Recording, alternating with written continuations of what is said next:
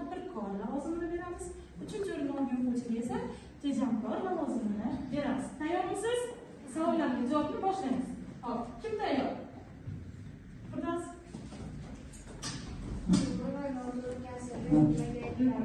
To'g'ri kasr surati mahrajidan kichik bo'lsa, to'g'ri kasr bo'lar, noto'g'ri kasr esa surati mahrajidan katta bo'lsa, noto'g'ri kasr. Barakalla, yashin. Javob. Yana yetishdi nimaga aytiladi? Yana yetishdi noma'lum sonda izn topishga aytiladi. Hop, barakalla.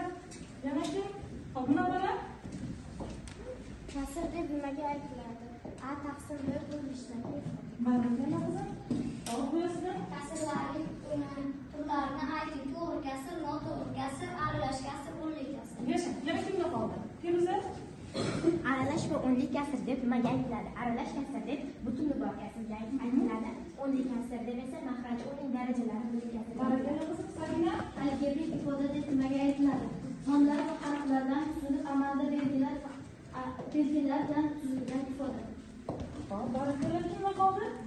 Elnur. Ifoda deb nimaga aytiladi? Sonlar amal belgilari tashkil topgan ifoda. Hop, sonli ifoda deb sonlar olingan.